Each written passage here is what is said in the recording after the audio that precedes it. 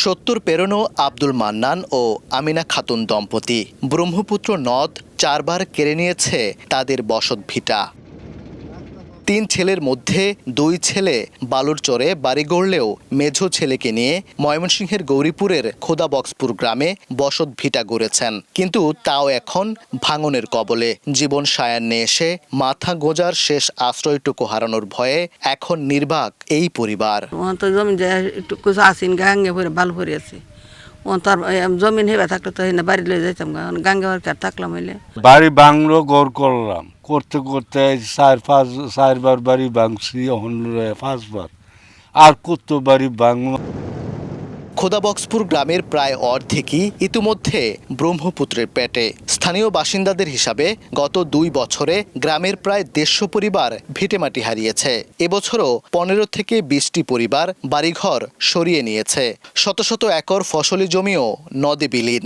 ভাঙনের কবলে ঈশ্বরগঞ্জ উপজেলার মরিচারচর ও সদরের চরদরি, কুষ্টিয়া, শ্রীকুলদি সহ নদ তীরবর্তী গ্রামগুলো।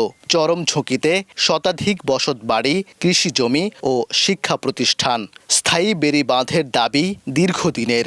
সব নিচে গা বাঙ্গা জমিন যা আছে, এই গাঙ্গ ব্যাগটা জমিন আমার পড়ে আছে। রাস্তা বাঙ্গা নিচে গা, ছেলেমেয়েরা লেখাপড়া করতে পারে না। একটা মাদ্রাসা নাই, মাদ্রাসা ছিল না। দাঁড়ায় রয়েছি, আমার পিছে মাদ্রাসা ছিল, মাঠ ছিল, ঈদগাহ মাঠ। এই 1000 মানুষের বসবাস, এই রাস্তা দিয়ে মানুষ বাজারও যা। এই রাস্তা কয়েকবার আপনার বাইন্দা আনিয়ে আবার টাকা। জরুরি ভিত্তিতে কিছু জায়গায় জিও ব্যাগ ফেলা হলেও নদের স্রোত ও ভাঙন ঠেকাতে তা একেবারেই অপর্যাপ্ত বলছেন ভুক্তভোগীরা। তবে টেকসই ও স্থায়ী বাঁধ নির্মাণে সংশ্লিষ্ট মন্ত্রণালয়ে প্রস্তাব পাঠানোর কথা জানিয়েছে পানি উন্নয়ন বোর্ড।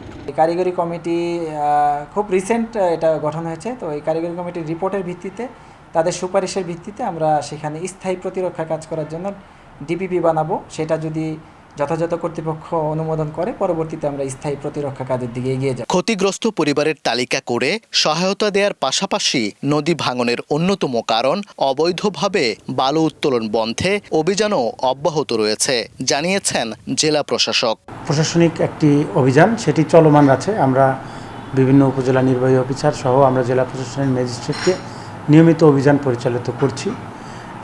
আমাদের স্থানীয় যে সংসদ সদস্য আছেন উনিও এই বিষয়ে কঠোরভাবে মনিটর করছেন। পানি উন্নয়ন বোর্ডের তথ্য অনুযায়ী 3 উপজেলার 270 মিটার এলাকাকে অতি ঝুঁকিপূর্ণ চিহ্নিত করে জরুরি প্রতিরক্ষা হিসেবে ফেলা হচ্ছে জিও টিউব ও জিও ব্যাগ। ওবায়দুল হক, সময় সংবাদ, ময়মনসিংহ।